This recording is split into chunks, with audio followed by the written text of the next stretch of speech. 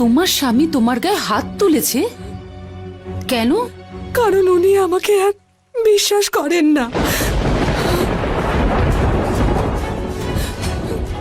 আমি আমি সরজু তটে থাকি, একজন ধোপানি। কাল ভোরের বেলায় আমি সরজু পার করে আমার মা বাবার সঙ্গে দেখা করতে গিয়েছিলাম। ফেরার সময় এত বৃষ্টি হচ্ছিল যে যে সরজুর জলস্তর অনেক বেড়ে গিয়েছিল। মাঝির পক্ষে নৌকা চালানো অসম্ভব ছিল, তাই সারা রাত আমি ওই মাঝির বাড়িতে থাকতে বাধ্য হই। উনি আমাকে আশ্রয় দিলেন, মায়ের মতো সম্মান দিলেন। তা সত্ত্বেও আমি যখন বাড়ি ফিরি তখন আমার স্বামীর চোখে সম্মান নয়, সন্দেহ ছিল।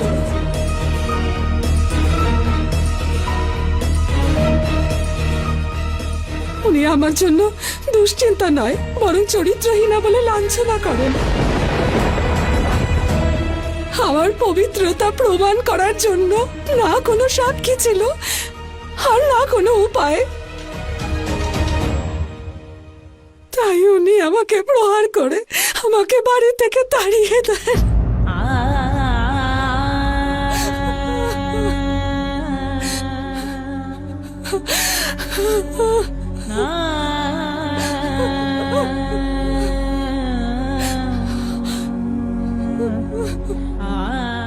ওর এই ক্ষত ওর স্বামীর প্রবল অত্যাচারের প্রমাণ মহারাজ।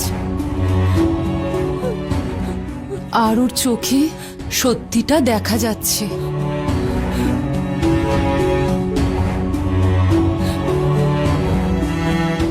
যে সত্য মহারানী দেখেছেন আমার স্বামীকে, সেই সত্য কি করে বিশ্বাস করাই মহারাজ? ওনাকে কি করে বিশ্বাস করাবো যে আমি চরিত্রহীনা নই? বিশ্বাস, বিশ্বাসের মধ্যেই সম্পর্কের বিশ্ব নিহিত রয়েছে। দুজন অপরিচিত কেবল অগ্নিকে নয়, বিশ্বাসকে সাক্ষী রেখে একসঙ্গে জীবন কাটানোর শপথ নেয়। আর বিশ্বাস কেবল এক পক্ষের দিক থেকে হতে পারে না। স্বামীকে স্বামীর মর্যাদা দেওয়া স্ত্রীর বিশ্বাসের পরাকাষ্ঠা, আর স্ত্রীকে সন্দেহ করা স্বামীর অপরাধ। এই অপরাধের শাস্তি ওই পাপী এখনই পাবে দাদা।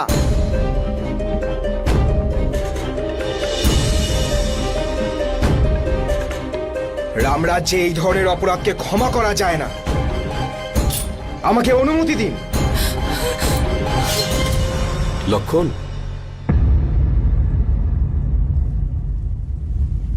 শক্তির ভয় দেখিয়ে বিশ্বাস অর্জন করা যায় না।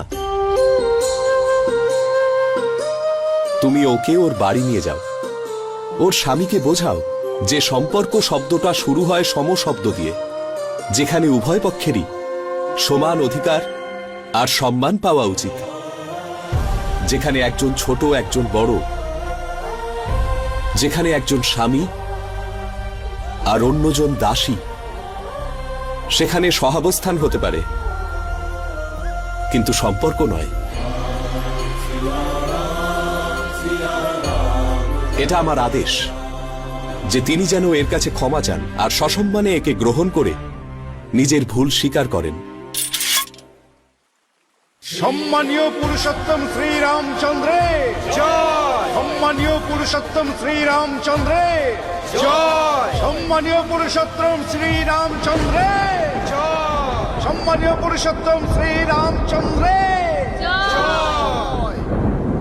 রাম সিয়া রাম, সিয়া রাম, জয় জয় রাম।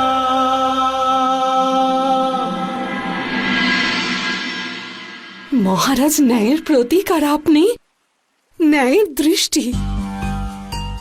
ন্যায় আর দৃষ্টি যেন এভাবেই জুড়ে থাকে।